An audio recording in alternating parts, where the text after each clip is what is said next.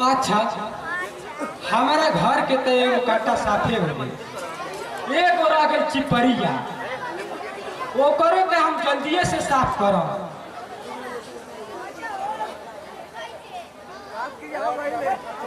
काम क्रिया हो गयो।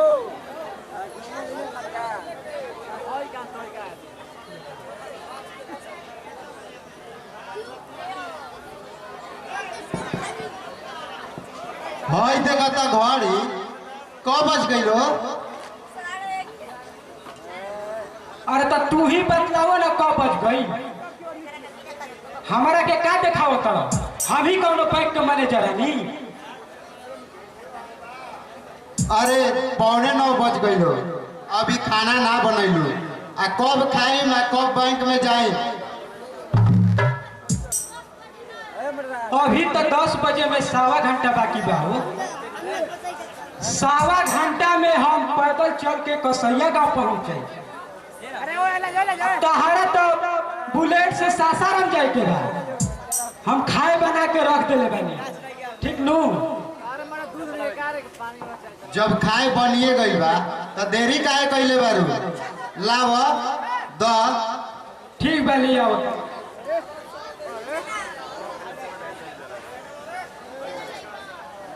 बॉटल बा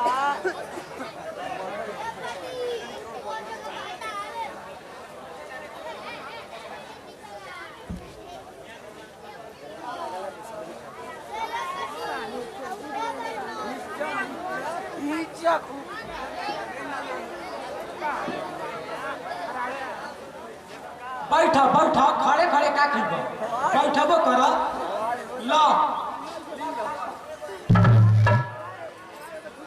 का हो गई बा हो?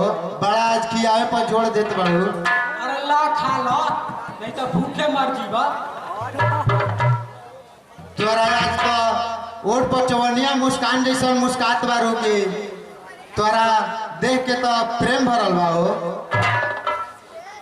बड़ा आज प्यार से किया होता रू, का बात बा? रोज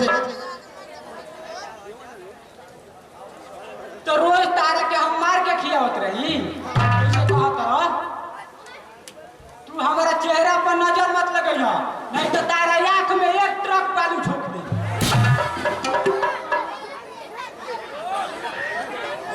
ना बाबा,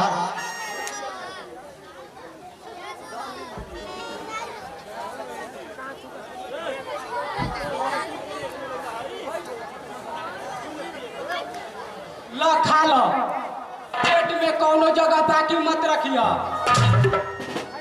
नहीं तो भूखे मर जीवा।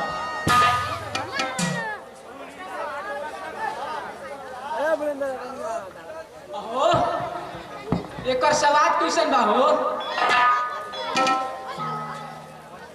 अरे साफ पूछता है, एकर स्वाद ऐसन बा जितना जवान बारन जा ना ई खइयन ले तो पहलवान हो जाइन जा, और जो बूढ़ा बा उ खइयन तो सीधे शमशाने जइयन। तो एकर ऐसन स्वाद बा, तू खा तड़ तो हमारा मुंह से लाट पकता। अरे आज महेश नहीं खेलो कहाँ गइल बा? अरे गइल है के तू घूमे, ओकरा से तारा का लेने जाने बा? तू खा के जा, नहीं तो देर हो जाए। जब ले हम ओकरा आते ना खाइना, जानत बड़ू ना हमारा खाई ना होला। ओकरा के बोलावा, जल्दी बोलावा। महेश, बबुआ महेश, कहाँ बड़ा हो? जल्दी आओ। भाई जब हम खेले जाए तबे तोरा काम आ जाला। पब्लिक गया था नहीं और सुबह सब ज्वाइन करके चिकन डिनर होत रहे तो बुला दे अरे हमार कोनो काम नहीं थे, है तहार बाबूजी भूखे मरत इनकरे पेट भर दो। बाबूजी का हमरो से छोट पड़ल कि हम अपना हाथ से तबे उनकर पेट भरी। ना महेश, तुहार प्यार हमरा के छोट बना देले बा।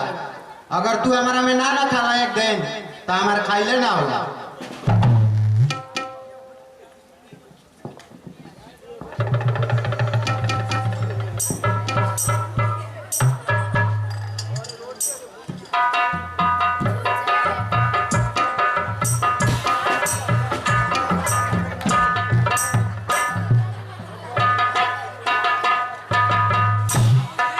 और बताओ नहीं है।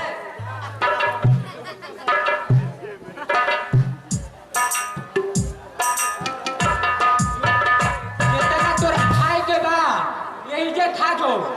तोरा के बगली में कसत हवे रे। सच बताओ ई काहे के ले जात हवे रे? सच बताओ ना तो तोरा के मारे लगो। बोल। चाचा के ले जाता नहीं भाई।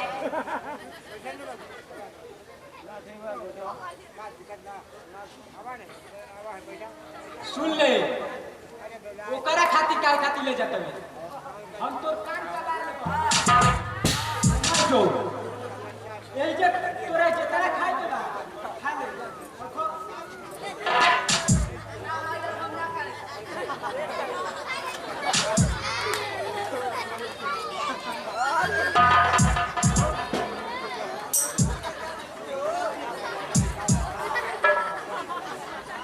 जा भाई अब हमरा खाए के तोरा मन नहीं के करो। हमरा खाए से जवन ज्यादा बताओ हम चाचा के ले जाए। अरे तो एकरा के छोड़ काहे नहीं कूदे? एक और जान का मर जितना खाए के रहे खा लेलस। आई अपना चाचा के ले जाता तो कौन गलती करता? वो अपना हिस्सा में से ले जाता, कोनो तारा हिस्सा में से ले जाता। चाचा के लिए बुला रही बाबूजी। खबरदार जो ये वो टुकड़ा के ही चले आई तो तोरा के इतना मार मारन कि तोर जान दे का।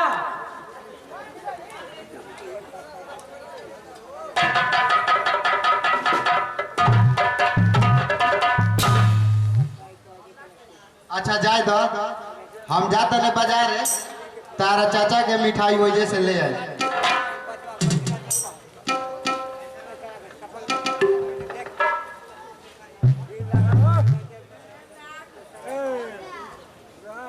अभी ले आई जे बड़का हो, जल्दी जाना तो देर हो जाए।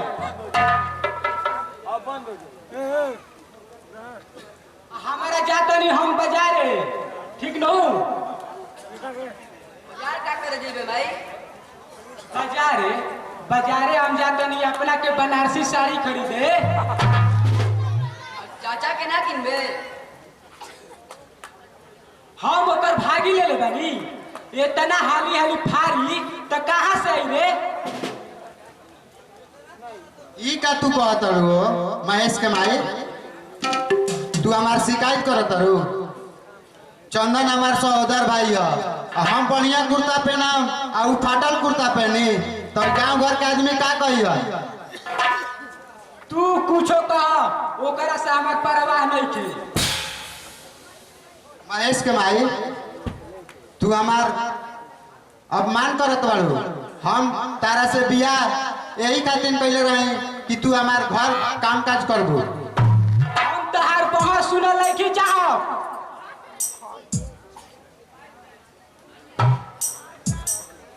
महेश तनी दुकान चाचा के बोला के लावत।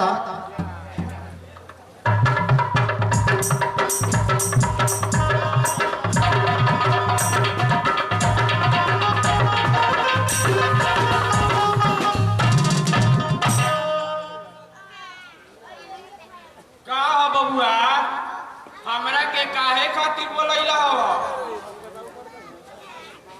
जब चंदन के कुर्ता फाट गई रहे चाचा तो हमरा से काहे ना कहला? हम तोहरा से ना बाकी एक बार बहू से कहनी तो ऊ कहत बाड़ी कि ओ टुकड़ा के हम अपना कलम से लिख देले बानी कि ओकरा बराबर फाटल पुरान पहने के पड़ी। हम जातनी ओकर अबई ने घमंड ठंडा कर देता नहीं।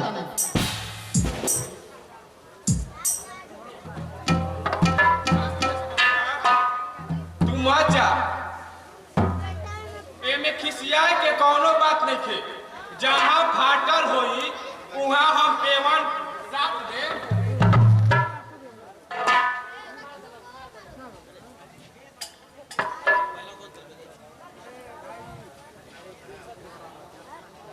रोज रोज ऊ रोगिया हवा फाड़ी तो कहाँ से आई? तू होश में बाड़ू की ना? ई का तू कहत हड़ू?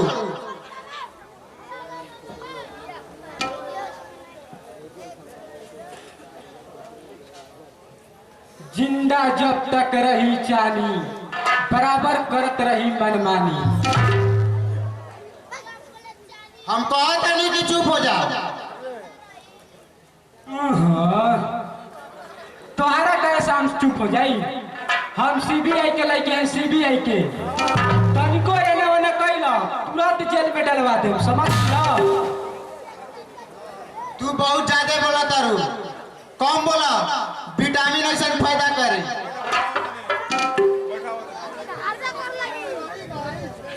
सब समझ गनी, सब कान दुखना के हो। ना बहू, हम कुछ नहीं की कहले। हम कोनो अनहर बहिर रहे कि हमारा सुनाता लौकत नहीं थे। तू नौकर बड़ा, तू नौकर जैसा रहो, मालिक बने के कोशिश मत करो।